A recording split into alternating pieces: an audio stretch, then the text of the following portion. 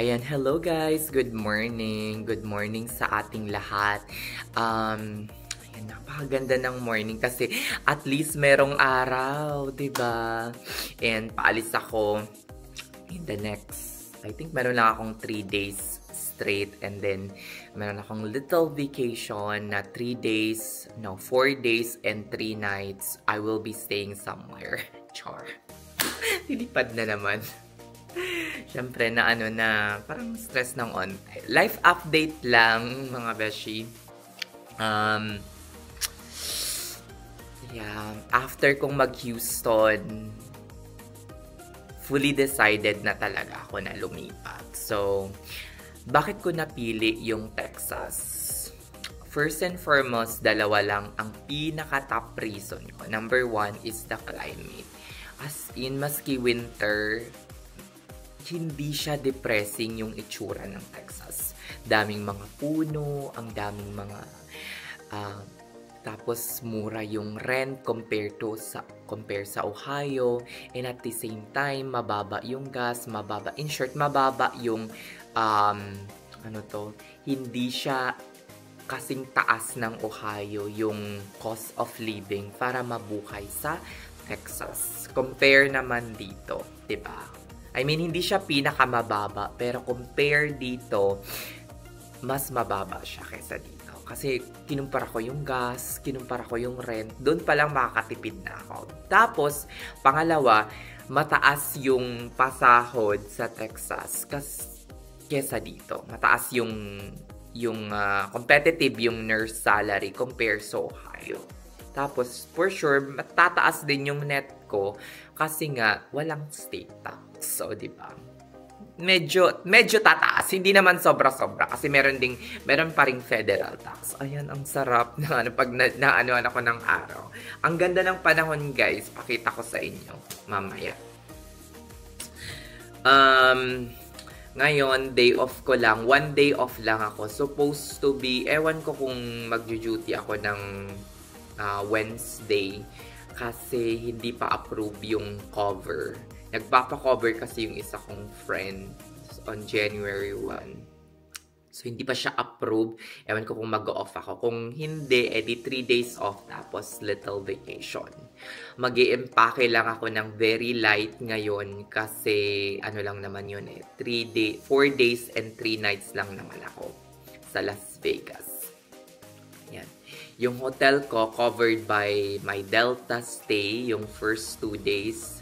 At saka yung the last day is covered by my Hilton Aspire $200 statement credit na nakukuha ko semi-annually. Diba? Wala akong halos ginastos sa hotel. For the flights, sakto lang yung round trip. Nascorean ko siya with statement credit din naman. Meron ding akong discount na nakuha. Of course, it's not completely for free. Pero at least, medyo hindi siya sobrang mahal. So, yun lang muna mga besh.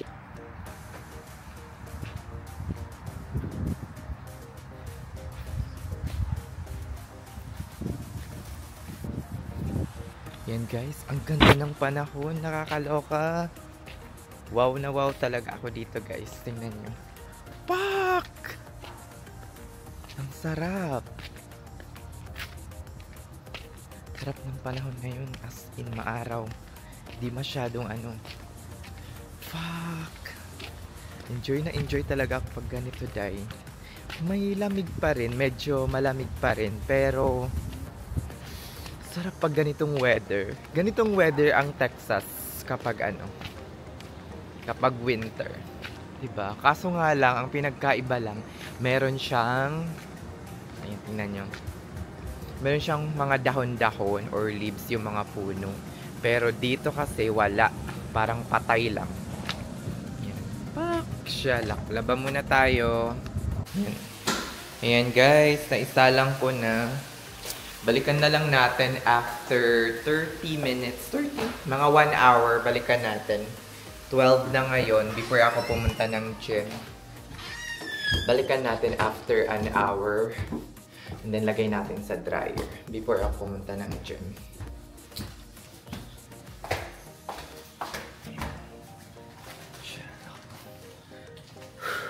well rested. Kasi bumangon ako late na, nakakaloka. Siguro, anong oras na ba ako bumangon? Mga ano na, mga 10 o'clock na, 9:30 yung gising ko. Pero since off ko, late na ako bumangon. Nagising ako ng 9:30 pero bumangon ako ng mga 10 o'clock na, mga 9:58 para magkape. Diba? Sarap ng ganito, parang alhada. Alhada weather. Kaya lang, walang mga dahon. Halos nakaka-depress. Pero, isa to sa pinaka happy or enjoy ako kapag merong araw. At least. Kasi, karaniwang may araw lang naman pag summer eh. Sige, later. Ayan guys, it's already 3 o'clock. Kakatapos ko lang maglinis dito. And punta muna tayo ng gym. Kakalagay ko lang sa dryer ng mga nilaphan ko. And then pagbalik ko huli na natin. May lalapan pa kasi ako. Lalapan ko pa yung mga sheet ng kama ko. Tsaka yung mga pillowcase. See you later. Ganda talaga ng araw ngayon guys. Kasi, lagay muna natin yung sa taas. Kasi na, 4 o'clock na, pero maliwanag pa rin. Usually guys, kapag Usually guys, kapag 4 o'clock tapos winter, or 4:30, medyo madilim na. Pero ngayon, ganda ng araw ngayon. Ayan. Sarap lumabas. Medyo malamig pa rin, naka-coat pa rin ako, pero may araw siya. Pak pak! Sino ka dyan? Sige, punta muna tayo ng gym para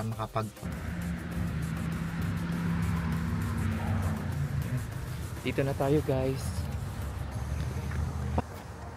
Hello guys.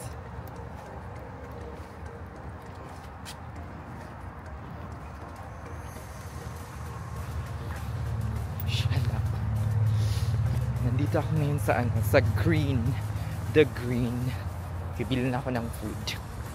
Sayang, may naalala ako. May credit pa pala ako sa American Express. Gagamitin ko before the end of the month. Ano na lang yun eh. Siguro mga $12 na lang. Pero $17 yung worth ng Kaya gamitin natin. Char. Yan guys, nandito na tayo. Ito lang yung nag-iisang Resi restaurant dito sa Dayton. BD Mongolian something.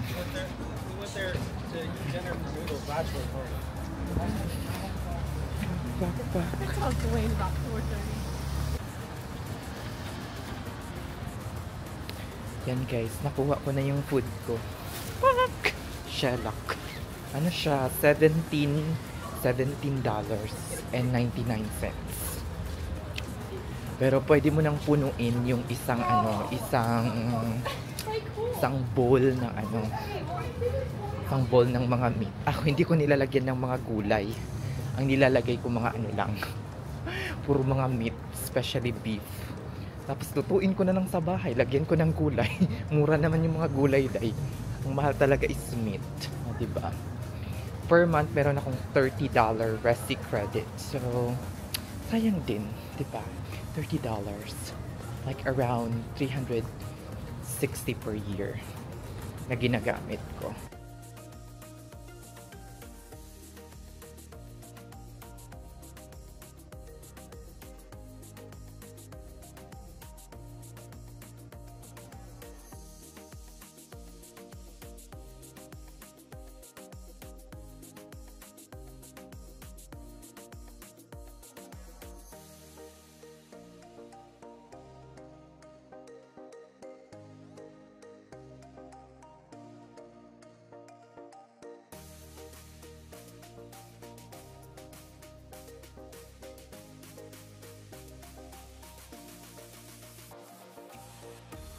Tinikman ko na guys.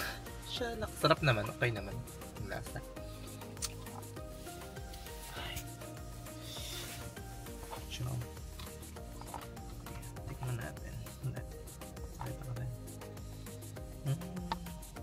makuha.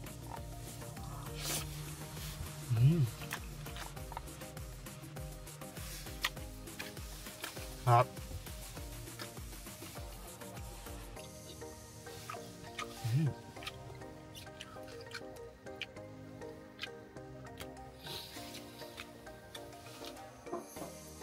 Ayan, finally guys, nakauwi na ako ng bahay. It's already 8:25 right now. Kakatapos ko lang mag-dinner. And, nagpapahinga ako ngayon. And then after that, tinatapos ko lang yung mga labahin ko. Nakuha ko na yung isa. Laban ko lang yung mga iba kong comforter. Tsaka yung mga pillowcase. Na nakatambak lang sa aking laundry area. Ayun. May nagtanong sa akin kung ano ba talaga yung reason kung bakit ako aalis ng ospital.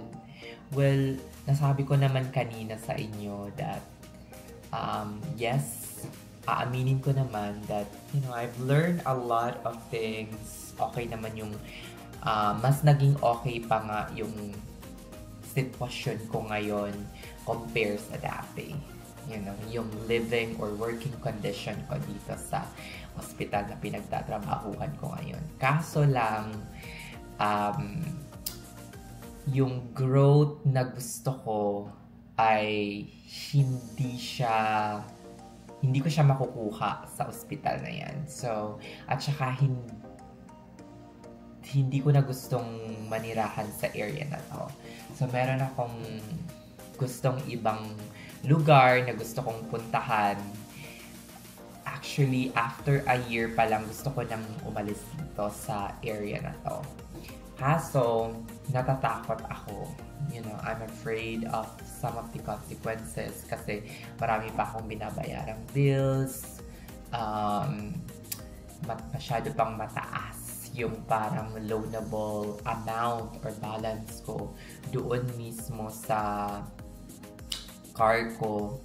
So, ang bala ko ngayon, hopefully, before ako umalis this year, ay mabayaran ko at least half ng car payment ko before ako umalis ng Ohio. I don't know. I still have money in some of my bank account, which is really enough to cover for that. Pero ayokong i-exhaust lahat ng, money ko here in the US just to paid off all of my car payment debt.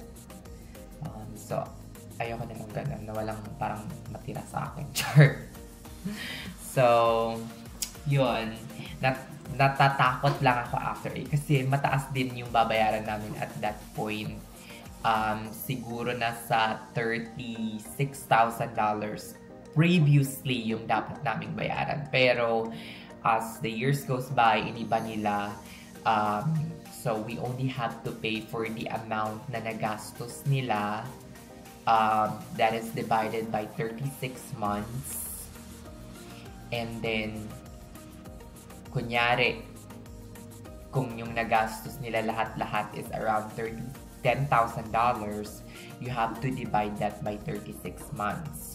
Kung ano yung sum nun, yun yung ibabawas kada buwan na length of service na ginugol mo sa company. So, in my case, kung magstay ako up until April, probably I'll be paying less than 25% of the things that they have spent on us.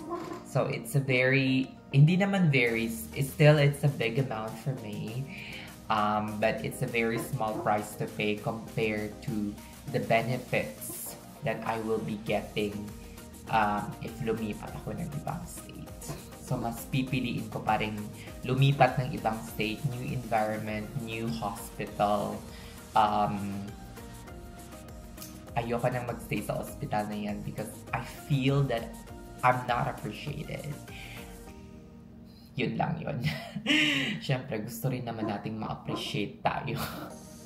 Maski konti for our effort, diba? Pero kung hindi na natin na-feel yung appreciation and happiness sa workplace, I think it's time to leave. So yun lang talaga yung pinakamatinding dahilan kung bakit gusto ko nang umalis sa ospital na pinagtatrabahuhan ko ngayon. So, I have already started my application for the license endorsement to Texas. Hopefully, it will be finished by next month and hopefully ma-hire ako early this year sa any hospital na pagtatrabahuhan ko. Hopefully. Shalak. O siya, sige na mga inday. Hanggang dito na lang ang vlog ko. See you tomorrow kung gusto nyong makita yung pag-i-empake ko. Papuntang, alam niyo naman, this coming Friday, I will be leaving for Las Vegas. Yeah. That is just a short trip, like 3 nights and 4 days. O siya, sige na mga inday. Magpapahinga pa ako at marami pa akong gagawin. Have a nice evening to everyone. Have a nice morning sa mga nasa Pinas. Thank you so much for always watching my vlog. Bye!